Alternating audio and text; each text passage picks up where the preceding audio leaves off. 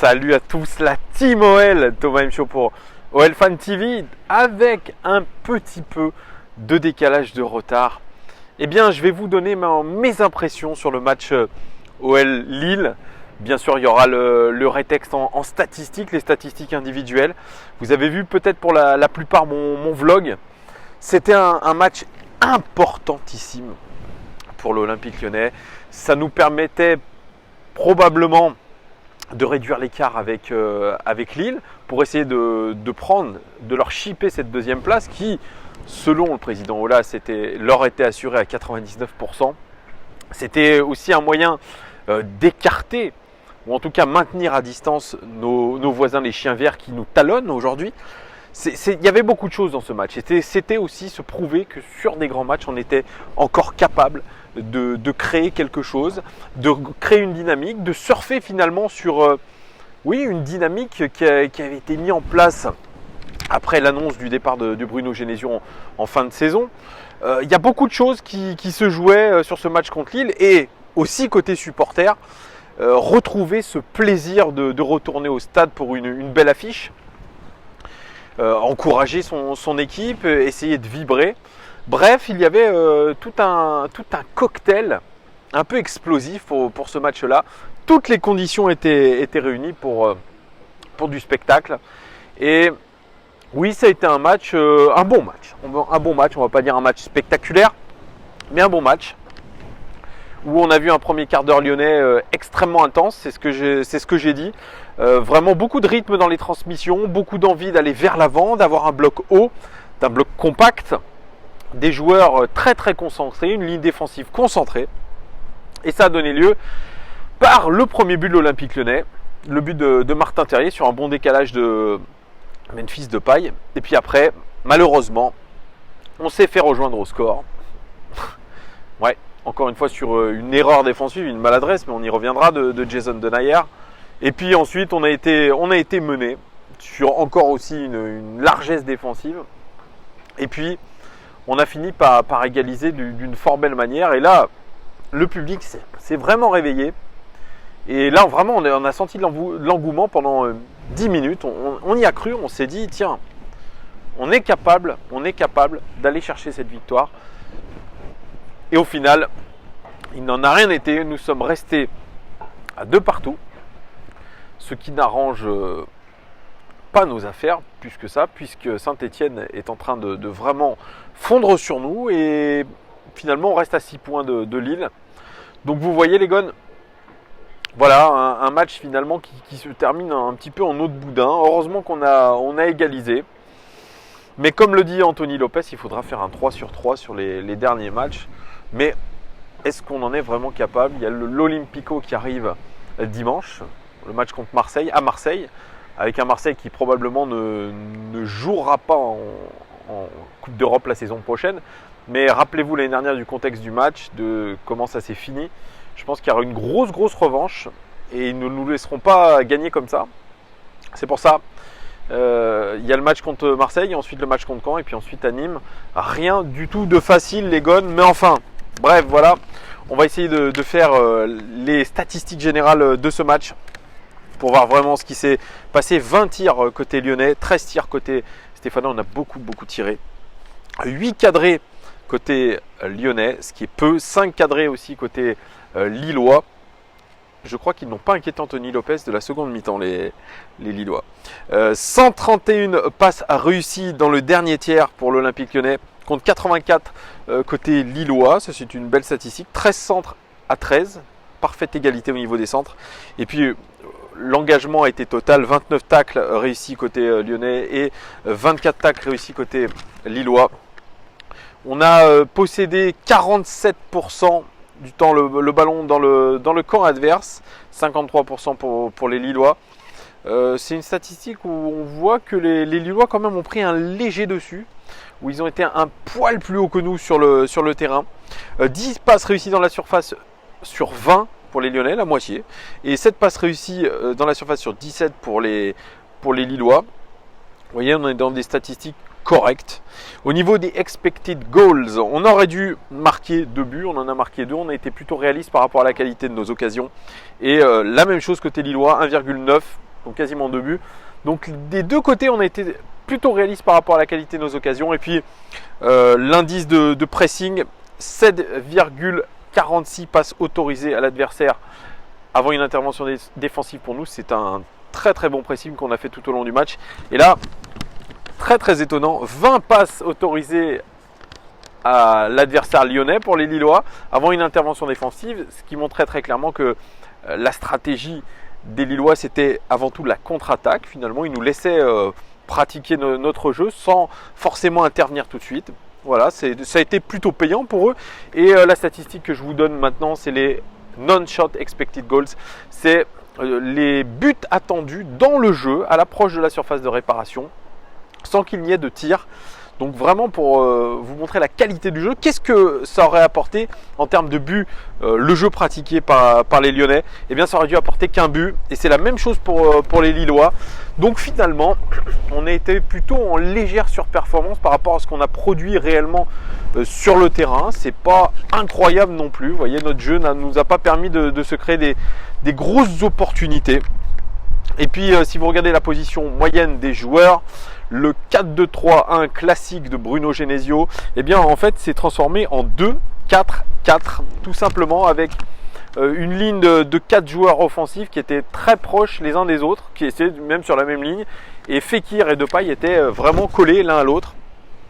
Alors oui, parce que comme je vous l'ai dit pendant le vlog, 4-2-3-1 taillé pour Nabil Fekir, l'équipe type avec Memphis Depay en pointe, Dembélé laissé sur le banc, Mendy qui retrouvait sa place côté gauche, à droite Dubois. Bien, bref, voilà, je vous l'ai dit, c'est du classique. Au niveau des statistiques individuelles, Anthony Lopez, il fait un bon match. Je pense qu'il avait à cœur vraiment d'essayer de rester dans ce qu'il a fait tout au long de la saison, c'est-à-dire une très très bonne saison. Anthony Lopez, il est d'ailleurs nominé dans les 5 meilleurs gardiens de Ligue 1 au trophée UNFP. Pour moi, c'est le meilleur gardien de Ligue 1 et peut-être l'un des meilleurs gardiens d'Europe. Ça, c'est évident sur cette saison. Tant il a été précieux. Il a d'ailleurs été très très précieux lors du match contre Lille, surtout en première mi-temps, où il s'est illustré quand même à plusieurs reprises, notamment face à Nicolas Pepe, juste avant la mi-temps aussi. Il a fait des choses décisives. Bien sûr, sur les 2 buts lillois, il n'y peut rien. Ce sont des erreurs de la défense. Voilà, donc moi je maintiens Anthony Lopez vraiment, j'espère qu'il va trouver un accord avec la direction pour le prolonger, parce que les rumeurs l'envoient du côté du FC Porto et ça serait une très très lourde perte et je crois qu'il ne faut pas jouer avec le feu là-dessus. Donc voilà, Marcelo très décrié mais qui a fait un très très bon match. Moi je trouve Marcelo très sérieux, très concentré. Et ça se voit dans les statistiques aussi, 73 passes réussies sur 79, record du match tout simplement, 10 ballons récupérés, record côté lyonnais dans ce match et 3 interceptions, record du match. Marcelo vraiment qui a été décrié, que j'ai décrié bien évidemment pour ses fautes de concentration, mais ça reste un très très bon défenseur Marcelo. Je crois qu'on veut jeter le bain avec on veut jeter l'eau du bain avec le bébé dedans, je crois que c'est ça l'expression. C'est un peu aujourd'hui ça ce qui anime les supporters, ce qui anime même des consultants. Marcelo doit être absolument jeté, doit être vendu, etc. Non, c'est un très bon défenseur. Au niveau des statistiques, ça se voit. C'est régulièrement bon. Il faut tout simplement qu'il reste concentré. C'est quelque chose de mental. Et sur ce match-là, il l'a très très bien fait parce qu'il a sauvé plus d'une fois ses partenaires. Notamment sur des tacles bien sentis, sur une lecture du jeu qui était très bonne. Pourtant il avait face à lui des attaquants beaucoup plus rapides que lui qui est connu pour cette lenteur manifeste. Eh bien cette fois-ci il a été bon dans sa lecture du jeu, dans son anticipation, dans son sens de l'anticipation, ce qui lui a permis de faire de véritables bonnes interventions. Donc moi je dis, Marcelo a fait un très très bon match. Denayer, lui, malheureusement, sur cette fin de saison, sa dynamique s'inverse un petit peu, peut-être la fatigue mentale, la fatigue physique, un peu tout. C'est lui qui est responsable d'une grosse erreur défensive, effectivement, ce dégagement raté qui amène le but lillois. Mais encore une fois, est-ce qu'on peut lui en vouloir par rapport à tout ce qu'il a sauvé cette saison? 50 passes réussies sur 54, 7 ballons récupérés tout de même et 7 dégagements, record côté lyonnais dans ce match. Moins en vue, mais comme depuis ces dernières semaines, j'ai envie de vous dire, les gones. Voilà, Denayer, on peut pas lui en vouloir non plus, c'est un peu comme Lopez quand il y a une erreur. Voilà, bref, c'est comme ça, on peut pas être au top non plus tout le temps. Léo Dubois, 67 passes réussies sur 77, 14 passes réussies dans le dernier tiers sur 18, c'est très très bon et ça montre qu'il a été très offensif. Un centre réussi sur 4, on s'attendait à mieux pour Léo Dubois dans ce domaine-là, qui est son point fort. 2 duels réussis sur 4, c'est le record du match tout simplement, 2 dégagements et 2 dribbles réussis. Record côté lyonnais dans ce match, et puis un but, et quel but! Superbe but de Léo Dubois du pied gauche, quelle reprise incroyable. Mine de rien, il est décisif depuis le début de la saison, Léo Dubois. Il fait son trou petit à petit. Depuis ce fameux match contre le Shakhtar Donetsk à domicile, où il avait marqué en position d'avant-centre. C'est un joueur qui est extrêmement généreux dans ses efforts, qui va beaucoup se projeter vers l'avant. Peut-être trop, parce que derrière, il faut avoir le coffre pour revenir. J'espère que vous allez m'entendre les gars, parce que là il y a un peu de vent, donc je suis désolé. Oui, il faut avoir le coffre pour revenir, c'est peut-être ce qui lui manque, mais quand il est dans le dernier tiers du terrain, ça se voit d'ailleurs sur ses statistiques, il est très bon, il apporte vraiment le danger, il a un physique qui est pourtant fluet, il n'est pas très épais, il n'est pas très rapide, mais il est extrêmement efficace dans tout ce qu'il fait, Léo Dubois. Et aujourd'hui, c'est peut-être sa vraie qualité, c'est un joueur qui donne tout, c'est un joueur qui ne se pose pas de questions, et voilà, c'est un joueur loyal au combat, qui se bat pour l'équipe, pour ses coéquipiers, qui veut apporter un maximum. Vraiment, c'est une belle satisfaction, Léo Dubois, même si il est un peu responsable sur le but qu'on a encaissé, le deuxième but lillois, mais il s'est rattrapé d'une fort belle manière, et ça, il faut reconnaître que franchement, sur cette saison-là, il n'a pas grand-chose à se reprocher sur l'état d'esprit, parce que lui aussi, il a été voir les supporters quand ça allait mal, il s'est comporté en seigneur. Donc vraiment une belle révélation pour Léo Dubois. Mendy, qui revenait de blessure, titularisé pour la première fois depuis un moment. 56 passes réussies sur 63, ce qui est pas mal. 5 tacles réussis. Record côté de Lyonnais dans ce match, 2 interceptions et 3 dégagements. Il a fait un match correct, Fernand Mendy, après son retour de blessure. Il était observé par des scouts, peut-être en vue d'un futur transfert au Real Madrid par exemple. Il a fait un match sérieux, il a été beaucoup plus offensif que défensif. Il s'est fait souvent, il s'est fait bouffer par son vis-à-vis. Ça a été aussi un peu le cas de Léo Dubois quand même en première mi-temps. Je ne l'ai pas mentionné, il a quand même pris le bouillon par Bamba. Parce que oui, effectivement, vous ne pouvez pas être au four et au moulin. C'est un poste latéral aujourd'hui qui demande beaucoup de coffres physiques. Et si vous n'êtes pas à 100%, effectivement, ça risque de poser souci, parce qu'on voit souvent aujourd'hui des latéraux qui sont très hauts, mais qui oublient la particularité de leur poste, c'est qu'ils sont latéraux défensifs, à part dans un schéma particulier en 3-5-2 ou des choses comme ça. Mais voilà, ils doivent avant tout défendre, et aujourd'hui, ils cherchent surtout à créer du surnombre en attaque. Et derrière, effectivement, il y a beaucoup d'espace dans le dos, et c'est là où nos adversaires en profitent, surtout en contre-attaque. Et Mendy n'a pas dérogé à cette règle. Bref, un match de reprise correct, mais sans plus pour Fernand Mendy. Oussem Aouar, 60 passes réussies sur 66, c'est très bon. 2 passes clés à son actif, 14 passes réussies dans le dernier tir sur 17, c'est très bien. Et 3 dribbles réussis. Ce sont des statistiques tout à fait correctes et honorables pour Oussem Aouar, qui a ce rôle un peu précieux de relayeur. Numéro 8, qui se transforme un petit peu aussi en numéro 10. L'organisateur de derrière, un peu le regista, comme on dit en italien, ce rôle à la Pirlo. Eh bien, moi j'ai trouvé qu'il avait fait un match correct, mais ce que je lui reproche souvent, notamment sur les transitions offensives, c'est qu'il latéralise trop le jeu. C'est le cas aussi de beaucoup de nos Lyonnais, c'est qu'on privilégie avant tout cette passe latérale sécuritaire à cette passe verticale qui pourrait casser une ligne ou nous permettre de nous projeter beaucoup plus rapidement.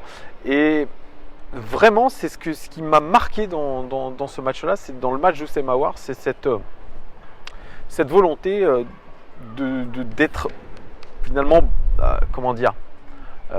plutôt défensif, pas offensif. C'est-à-dire qu'il essayait avant tout de garder l'équilibre de l'équipe, d'essayer de jouer à gauche, à droite, mais jamais prendre des risques. Et le public d'ailleurs l'a montré à plusieurs reprises quand les joueurs tergiversaient un peu trop, au moment de donner la balle. Est-ce qu'il fallait la donner un peu plus au coéquipier qui était juste à côté, ou alors essayer de prendre un risque? Et voilà, ce qu'on demande aujourd'hui à nos joueurs, c'est de prendre des risques pour faire le spectacle et surtout pour faire la décision.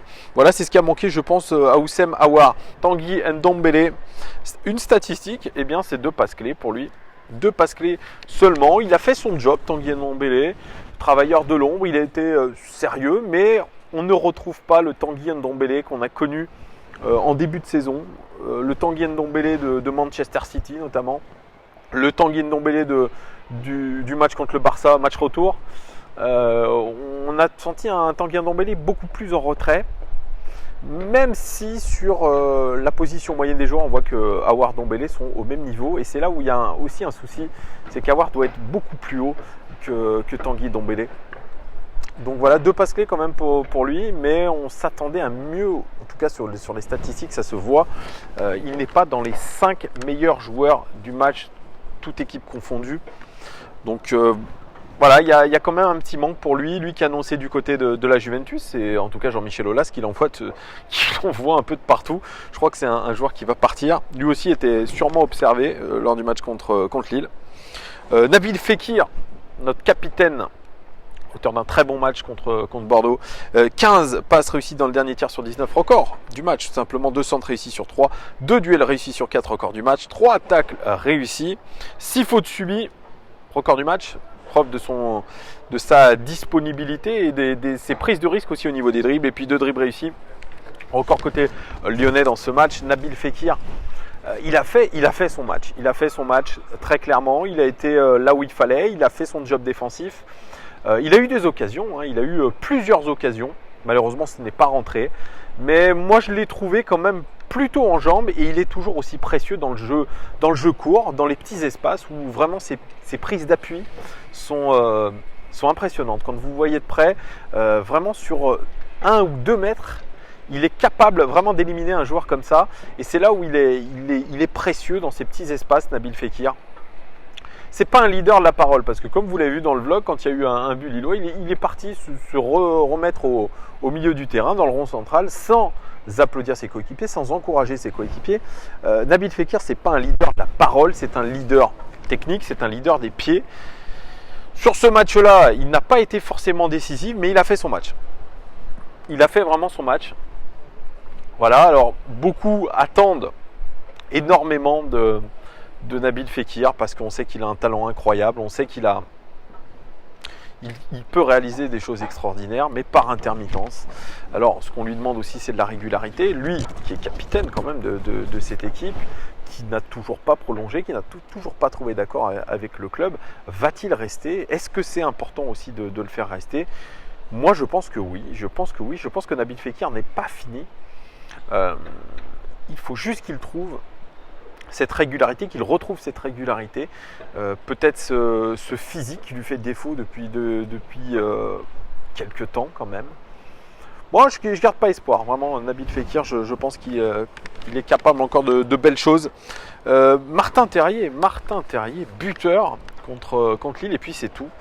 Martin Terrier, à part son but, il a été quand même assez transparent. Lui qui a marqué 7 buts sur les 6 derniers matchs, qui est une très très bonne statistique. Martin Terrier, qu'on appelle le chirurgien, de par sa précision devant le but, effectivement, c'est l'homme providentiel, sans être incroyable sur le terrain.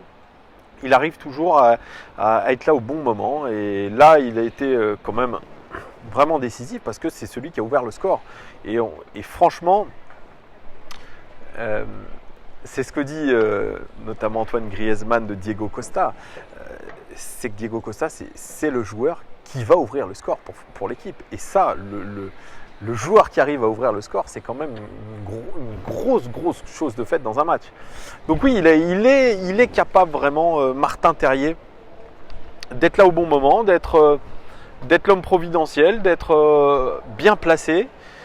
J'ai très très grand espoir sur ce joueur. Il va prendre une autre dimension la saison prochaine. Je suis un peu d'accord avec tout le monde.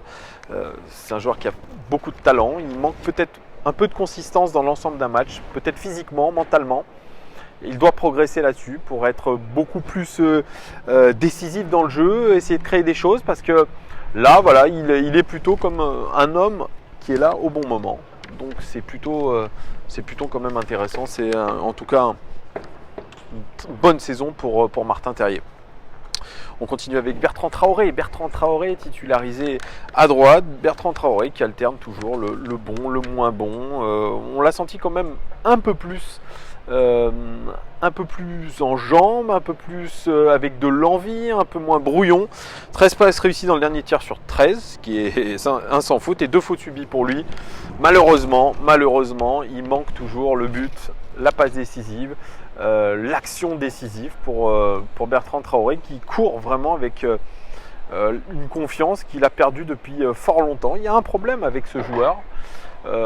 Qui est quand même plutôt utilisé assez souvent par Bruno Genesio. La confiance n'est pas totalement rompue avec lui, mais il faudra vraiment retrouver absolument cette confiance parce qu'aujourd'hui, c'est un joueur qui est très peu décisif par rapport à ce qu'il est capable de faire. Il a du ballon, il a de la technique, mais c'est trop stéréotypé. Aujourd'hui, on arrive beaucoup à analyser son jeu. Franchement, quand je le voyais devant moi, quand il était en train de faire des décalages, que ce soit avec Fekir ou avec Dubois, bien moi, je sentais à chaque fois, je savais ce qu'il allait faire, je savais quel déplacement il allait réaliser. Et aujourd'hui, il n'est plus du tout imprévisible. Et c'est le gros souci avec Bertrand Traoré. À voir s'il sera conservé par les dirigeants lyonnais, qui sera amené à être transféré. Il faudra voir tout ça, mais aujourd'hui je ne le trouve plus indispensable. Bertrand Traoré, on finit par Memphis Depay, titularisé en pointe, sa position préférentielle. 7 passes clés pour lui, c'est le record du match tout simplement. Ça, regardez cette statistique, 7 passes clés. Ça montre que ce joueur-là, c'est le joueur dans notre effectif qui crée le plus d'occasions, qui crée le plus de jeux au final. Malgré tout ce qu'on peut dire sur Memphis Depay, c'est quand même très fort. 7 passes clés, c'est très bon. 14 passes réussies dans le dernier tiers sur 19, c'est aussi excellent. Et 2 centres réussis sur 4. C'est le record côté lyonnais dans ce match, c'est excellent aussi. Et aussi une passe décisive pour Martin Terrier, bien évidemment. C'est un joueur qui reste indispensable dans notre collectif. Est-ce qu'il va rester? La tendance veut que non. Mais aujourd'hui, est-ce qu'on pourrait se poser la question de savoir si on ne ferait pas mieux d'essayer de construire notre prochain projet autour de ce joueur-là? Il a plein de défauts, beaucoup de gros défauts. Mais il a quand même une certaine qualité. C'est un joueur technique, c'est un joueur habile. Moi, je le trouve beaucoup moins personnel que quand il est arrivé chez nous. Beaucoup plus tourné vers le collectif. Et puis, voilà, il sent le jeu, ce joueur. Il sent le jeu. S'il était mieux entouré, ou en tout cas avec des joueurs qui étaient au même diapason que lui, je pense que ça aurait pu faire beaucoup plus de dégâts. Et vraiment, là, ce qui m'a marqué aussi, il y a une image, c'est que sur les dernières minutes de jeu, quand on était à 2-2, il y a eu une contre-attaque côté lillois. Il est revenu à pleine balle sur le joueur lillois. Bon, il ne l'a pas intercepté, mais ça, c'est une attitude que nous n'avions plus vue depuis un moment de la part de Memphis Depay. Cette envie, même à la 89e minute, de se dépasser et d'aller aider défensivement ses coéquipiers en tapant un sprint. Ça, c'est de bon augure. Alors, est-ce que... Oula, reboot. Est-ce que vous me voyez les gones?